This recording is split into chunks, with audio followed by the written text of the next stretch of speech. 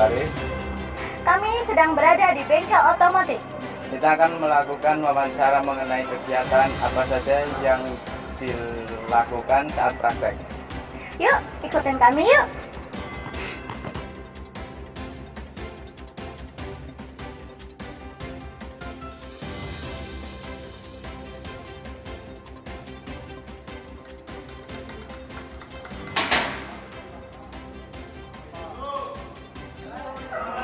Pak, saya mau bertanya, siapa saja guru yang mengajar di bengkel otomotif?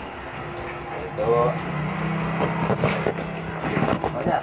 Yang pertama ada dari kelas 2 TKR ada Pak Uli Bang itu, Pak Yo, Pak Amin, Pak Tikno, kemudian Pak Sayyid, kemudian di kelas 3-nya ada Pak Hafiz, saya, Pak Ahmad Basin, Pak Kiki Fendi, dan Pak Majuki, Pak Mustafa, dan ada Pak Riswanto, kemudian ada Pak Tutu, dan lain-lain, masih banyak. Menurut Bapak, masalah apa yang paling banyak Bapak tangani pada mobil? Masalah yang sering terjadi yaitu pada sumber arus listrik baterai. Nah, itu atau aki, namanya adalah akumulator di situ. Jadi kalau tidak bisa merawat baterai sebagai sumber listrik DC, maka namanya kendaraan mobil itu kan harus bisa di starter dari sumber listrik baterai. Karena nggak ada engkolnya kecuali motor. Kalau artinya mungkin ada trouble, kita engkol bisa, tapi kalau mobil tidak bisa, harus di sumber listrik. Jadi itu perawatan di baterainya harus bisa. Contohnya seperti pengalaman baterai, berat jenis, kemudian kebersihan terminal itu sendiri di terminal aki tersebut. Apa tanda jika mobil sudah mengalami kerusakan? Tanda-tandanya kalau yang untuk mobil EV itu ketika kerusakan di bagian EMS, engine management system, maka ketika mesin hidup, engine-nya itu menyala. Jadi ada kode MIL gitu atau engine itu menyala. Normalnya kalau mesin hidup harus mati. Trouble. Kalau yang lainnya itu bisa kita amati ketika dalam kendaraan. Tentunya ketika di kaki-kaki, getaran pada mobil itu sendiri, kemudian mesin, berarti ada kasaran, suara, dan tergantung bagian mana, bagian dari kaki-kaki atau EMS, engine, atau kelistrikan dari lampu. Nah, masih banyak yang kita bagi pada kendaraan atau mobil EV maupun konvensional. Ada dua jenis. Kalau sekarang rata-rata yang EV yang seperti Avanza, Xenia itu sudah lebih nyaman. Faktor-faktor apa saja yang menyebabkan kerusakan pada mobil? Ya, faktor dari sarana perawatan itu sendiri. Contoh ketika kita punya mobil tapi kita tidak bisa maintenance atau perawatan secara berkala. Contohnya seperti ganti oli rutin. Ya, 20.000 kilometer.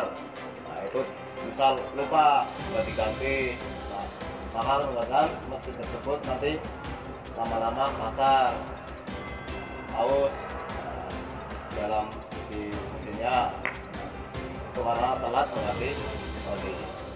Yang lainnya itu juga banyak mempengaruhi, misal filter udara udah kotor, tidak diganti, ini juga bahkan mesin hidup tersendat-sendat atau tidak bisa langsam, putarannya tidak stabil, itu juga bisa. Dan dari kenyamanan pun otomatis berbeda, dan masih banyak yang kita rawat. Gimana sebaiknya kita mereparasi mobil? Mereparasi mobil itu tergantung. Kita dari kata reparasi berarti kita namanya memperbaiki ulang ya mobil. Apa yang direparasi? Contoh, semisal kita fokus pada mesin, nah, berarti tune up.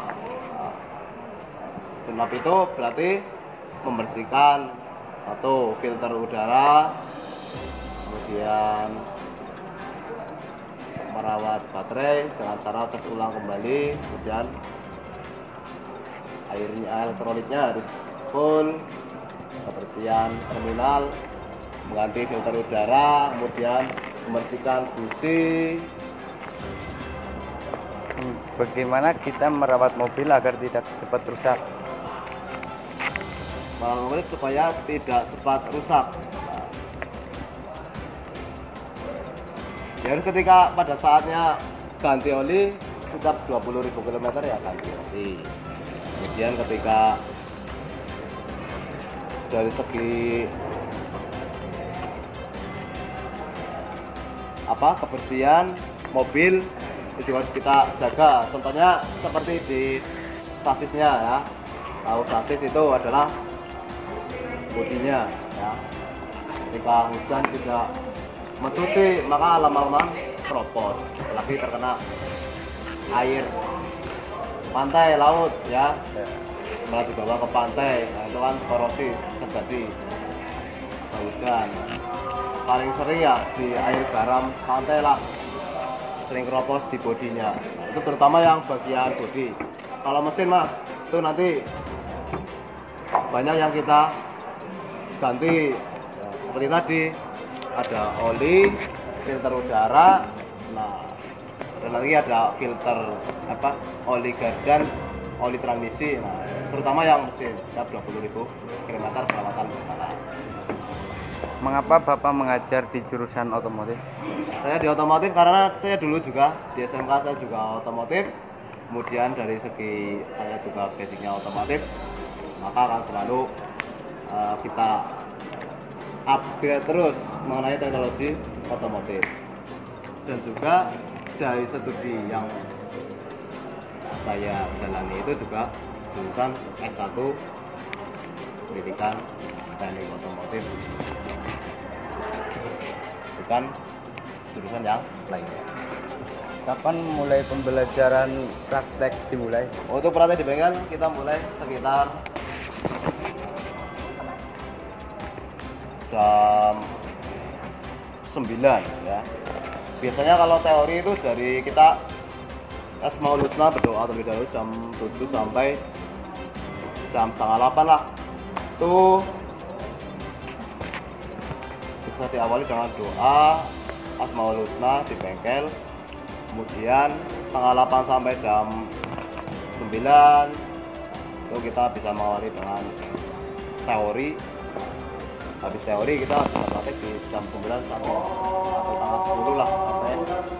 Atau juga ada yang zuhur, prakteknya zuhur sampai jam 3. Itu teori dari jam 8 sampai jam 12 gitu. Oke Pak, terima kasih. Oke, sama-sama. Oke teman-teman, sekarang saya bersama salah satu siswa dari Oto. Saya ingin mewawancarai dengan siapa? Saya Bagus Sadewo dari kelas 11 Oto 2. Oke. Mengapa Anda masuk ke jurusan Oto? Pertama, pada awal saya mendaftar di sekolah ini, saya itu cuma dipilihkan oleh ayah saya untuk memilih jurusan ototronik.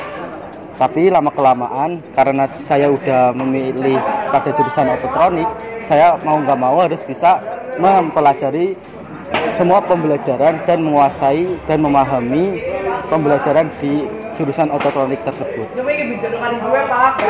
Bagaimana perasaan Anda setelah masuk ke jurusan Oto? Untuk perasaan saya sendiri itu sangat senang, apalagi karena jurusan ototronik ini saya jadi tahu bagaimana cara merawat mobil dan cara memperbaiki bagian mobil yang rusak. Oke, sekarang satu lagi. Guru favorit Anda siapa? Kalau guru favorit saya itu Pak Amin dari kelas Sasis Manajemen Sistem. Oke, kenapa dia?